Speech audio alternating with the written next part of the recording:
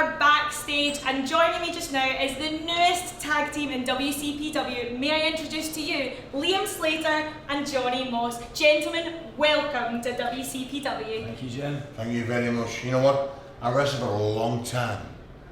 All over the world, all over the country. And I've scoured the globe for somebody like a mentor and take it to the next level. And this fella right here, Liam Slater, he's the man. Whoa. Sorry to interrupt. Liam Slater, James R. Kennedy. Take my business card, shake my hand. Thank you very much, sir.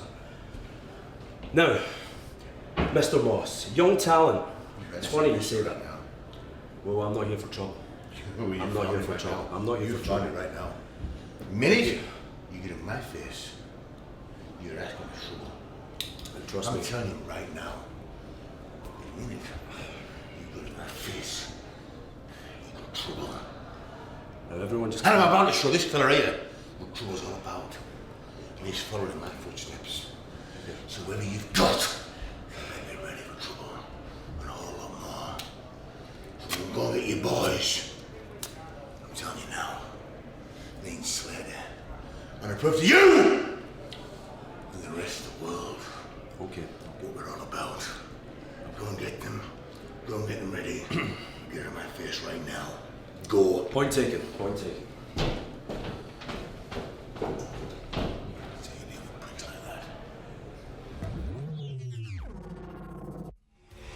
Back here at ringside, and Prospect are on their way to the ring for the second time tonight. Alex, I wonder if James R. Kennedy has overplayed his hand trying to recruit Liam Slater from Prospect when Johnny Moss was standing right there. Well, I mean, Liam Slater's a man I know very well, you know, a trainee at the NGW Academy, and he's a very, very respectful and nice young man, and that's just so appealing to Corrupt. I can understand James R. Kennedy corrupting the youth for today. I mean, just look who he's got around him. Kennedy with Prospect, who are now, of course, a three-man band, thanks to the inclusion of Drake. Kennedy was impressed after Drake attacked the Ring of Honor World Champion Jay Lethal at Built to Destroy. Now, I call him the three-man band. You know, these guys remind me of the three-man band, or of the Freebirds, or of the New Day, all those tag teams who've been a kind of a trio, and you get a different two each time. Gracie's already been in the ring in singles action against Joe Hendry earlier, so in this tag match we're going to see Drake and Archer. This is going to be fascinating given the exchange between Kennedy and Moss backstage. Well, you sound somewhat confused, Dave, but something tells me that instead of being a three-man band, they may end up being a one-man band thanks to Johnny Moss. The guy's terrifying. And introducing their opponents. So Archer and Drake awaiting the arrival of Liam Slater and a very, very angry Johnny Moss. And if you've not seen Johnny Moss before, you're in for, I wouldn't say a treat, I wouldn't even say a surprise, you're in for a shock, because this guy is a monster. He should be called the Moss Ness Monster. What? It's the best I could do. That was the best you could do.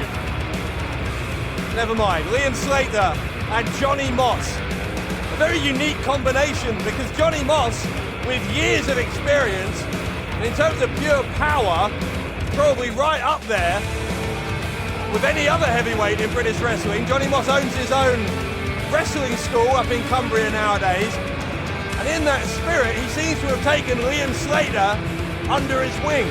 So a veteran and a rookie. Bit of trivia for you. I was at the first ever training camp when Johnny Moss started, and this guy already had a tremendous background in Cumbrian wrestling. So not only is he big and scary, but he also is incredibly proficient as a technician. And he's had some massively high-profile matches. He wrestled Jeff Jarrett in Wembley Arena, no less. So this guy has travelled, and this guy is an experienced pro. But I don't know if I mentioned it already, he's terrifying. I mean, he has got veins in places most people don't have places. There are very few more intimidating physical specimens anywhere in these islands or anywhere in the world than Johnny Moss. Liam Slater very much under the learning tree with Moss as his tag team partner. Yeah, and I bet that tree's blocking out the sun. He'll come out of here more pale than he went in, Liam Slater. Look at that, he's huge. He's like an oak or another big tree. Now Drake, in the early goings of his WCPW career, has been making a name for himself by taking out some of the biggest names in pro wrestling, most notably Jay Lethal, as we said. It would certainly be another feather in the cap of Drake and of Prospect. They could get the advantage over Johnny Moss, but that may be easier said than done. A birch, that's another big tree. Well, oh, just stop it. Another one of your weird tangents. Look at that. I mean, that side headlock, he could literally rip Drake's head off. That's scary. Oh. Moss with the shoulder block, there was only going to be one outcome there. Big snap suplex. And Moss, the elbow. Drake, I think, regretting starting this one out against this Cumbrian powerhouse. And what's so terrifying, I don't know if I mentioned how terrifying Johnny Moss is, but what makes him even more terrifying is how fast he is. For a guy that wide, I mean, he's about the same width as Liam Slater is in height. It's so disjointed, but he's just so fast. You know, you said you were there when Johnny Moss first started training as a wrestler. He, of course, trained at the same wrestling school as you, the world-famous NWA UK Hammerlock School. What is it that Johnny Moss learned from his education at Hammerlock? Well, I mean, I'll give you an example. We would be put in a circle and be made to fight each other. I'm not talking about wrestle, just fight each other. And you had to do it. If you didn't do it, you'd essentially just be ejected from the school. So week in, week out, Johnny Moss had to fight other people who wanted it, and nobody wanted it as bad as Johnny Moss, my God. Overhead belly to belly. And just, it seemed effortless. That's a man, what, 200 pounds is Archer. And Moss just flipping him over like nobody's business. There's a cover, gets two. While Archer is in very much the wrong place in his opponent's corner. Liam Slater looks like he's got sympathy. Look, he tried to take the wrong guy. He is all over the shop. What's that, sympathy or disgust? Archer and Prospect not making any friends in the past few weeks. And look at those. Oh, there was nothing pretty about that chop. Well, now we're going to see the man who Moss has chosen as his protege. Why do you think Johnny Moss has chosen Liam Slater? Because he can throw him around like that. I mean, Johnny Moss is the kind of guy who doesn't need a tag team partner. He really doesn't, but he has one because ultimately Moss can do the damage, make the tag, survey the damage, come back in, end the damage. That's my analytic review of this tag match. What about Liam Slater himself, though? Is that there must be something that's made Moss choose Slater over all the other wannabe stars, all the other rookies out there. Slater, you've got to say, he's had a lot of experience for someone so young in his career. He's taken on the best, and he is wise beyond his years. Well, you know, Liam Slater is a very respectful young man, and as a wrestling veteran, Johnny Moss probably appreciates that. I mean, look at this, great wrestling, keeps hold of the arm. He is tremendous. But ultimately, I'll go back to what I said earlier. I think Johnny Moss just likes the fact he can say, he probably doesn't even say, he probably grunts. And that means get in the ring, do some wrestling, make a tag. That's why I speak through at Moss. You want to be a little bit careful insulting Johnny Moss. He's bigger than you, isn't he? If he's listening, that means sorry.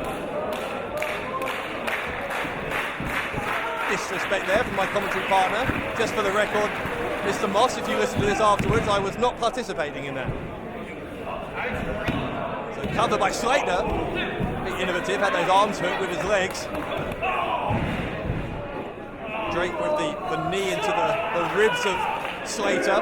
And Drake is just, there's something cocky and arrogant about everything. Just the way Drake moves is arrogant. He just rubs people up the wrong way. But that swagger that he naturally had anyway has improved or increased, whatever way you want to call it, since he stole the show or stole the match from Noam Dar and Jay Lethal. He didn't steal the show at Built to Destroy. Dar and Lethal stole the show.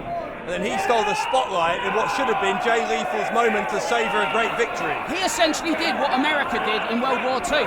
He came in late and got all the credit. I think it was a brilliant move. Oh, wow. You're going to get all geopolitical on us, I said it was a brilliant move. All right. There's going to be some American viewers who might take issue with your version of events, but anyway, Slater into the corner. There's a monkey flip on Drake, who lands hard. Slater, with all the confidence in the world as he goes for a cover, And we got a 2 count. But prospects really haven't got into this match ever since Moss dominated in the opening moments. And it's kind of, Liam Slater having Johnny Moss on the outside, it's kind of like he's playing Pokemon and he's got the biggest Pokemon just waiting for the tag. And here it comes. He's a blind tag. Drake didn't know about it. My God. A shoulder block over the top. There's the agility that you were talking about. That was impressive. He flew. Johnny Moss is you talk about a physical specimen in wrestling, and in the past we've had big guys that just look good. Johnny Moss doesn't just look good, he is amazing. He flies, he can do power moves, he's great on the mat. I mean, there's nothing this guy can't do.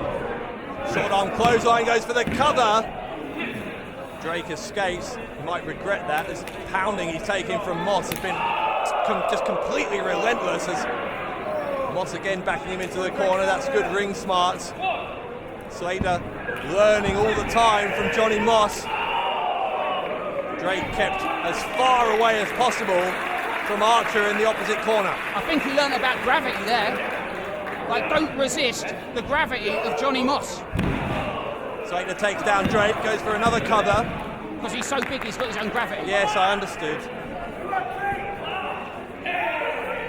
Side headlock by Slater, who's been very, very impressive in this match so far. Drake's going to send him to the ropes. Archer was going to try and get a cheap shot. Smart's there, but don't turn your back on Drake. Jay Lethal made that mistake. Oh! Archer dropping the... Gracie that was, dropping the top rope. They cheat so often, it's hard to know who's doing the cheating sometimes. Don't make excuses. You do for play-by-play what King Kong did for American architecture. He made the Empire State Building iconic. Well, I guess that's a good point. That's not the point I was trying to make, right. But good recovery. Thank you. I think that as a compliment. Drake. And send Slater into the corner, and Archer had the boot up. Now Drake going to the apron. What's he trying to do here? He had to come back in because he left Slater alone, and Slater looked like he was going to make it to his tag partner. Instead, Prospect continuing this assault. Snapmare takedown on Slater and stereo kicks to the back and front. Cover by Archer. Only got one. Slater making a statement by kicking out early. There might have been stereo kicks, but I bet Slater is hearing in mono now because that rung his bell on both sides. That was like a ding-dong. Or a dong-ding. What? I'm just saying, they rang his bell with those kicks. Okay, should have stopped there. Again, double team. It's all legal though. They had the 5 seconds after the tag. Drake goes for the cover. Moss has lost his patience. Referee is going to have to get Johnny Moss out of there. And imagine being told you're refereeing one of Johnny Moss's matches and you have to control him if he gets mad. That's like saying, can you take my dog for a walk? By the way, it has rabies. And it's a pit bull. It's a bizarre comparison. It happened to me once. I live in London. Crazy stuff goes on there. It's rabies in London. Right, Drake makes the tag to Archer. And Drake and Archer, look, they're doing this deliberately in front of Moss. Again, they're poking the beast here. That's not a good idea. What's interesting as well here is, Slater! Slater gets a roll through! Slater with the tag to Moss! Did you see the faces on Drake and Archer? Yes, things are not going to plan for Prospect. Another overhead belly to belly. Moss. Oh my God! Well, to coin a phrase, it's Suplex City in Newcastle right now. Moss is going to pick up Drake, maybe. Drake looks terrified, and so he should. Oh, gee, no. Hang on a second. Dave, he's got both of them. No, surely not. Surely not. A double suplex by Johnny Moss. Look at that power. I am officially scared, Dave, and I sit next to you on a weekly basis. That should be terrifying enough. And James, give him credit for being a brave man, but he needs to get out of there. Kennedy's been remarkably quiet during this match. Now he's on the apron. That could be one of the bigger mistakes of his managerial career. Here comes Archer, saving his manager. A chop on Archer. Moss, tombstone pile driver. He's dead. I'm calling it, Dave. He's dead. Oh, Dave, keep your eye on Drake.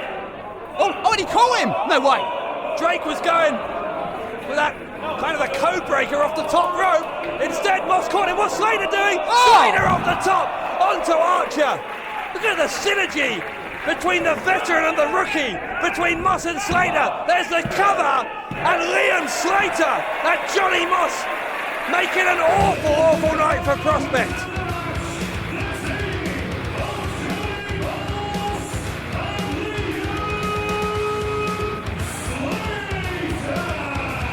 Wow, huge win for Liam Slater, who Dave climbed the metaphorical tree, birch, call it what you will, and jumped off of it for the victory. But the real story here, as far as I'm concerned, is if Johnny Moss was terrifying before seeing that, everybody in WCPW should take notice, because the Moss Nest Monster is here, and it looks like he's here to stay. The other big story, of course, is that Prospect are now 0 for 2 this evening. Gracie losing to Joe Hendry earlier, and Archer and Drake losing to Moss and Slater. Kennedy is having a terrible night, and for some reason, Alex, that makes me very, very happy. Well, that's because you're a bit of a douchebag, to be honest. I'll just spell it out easily for you. But we can't dwell on it any longer, Dave, because you know what is just around the corner. Our main event. Absolutely, our main event sees Aaron Stevens against Doug Williams in a #1 contenders match. The winner will go on to face Big Damo for the WCPW World title. That is coming up next on WCPW Loaded.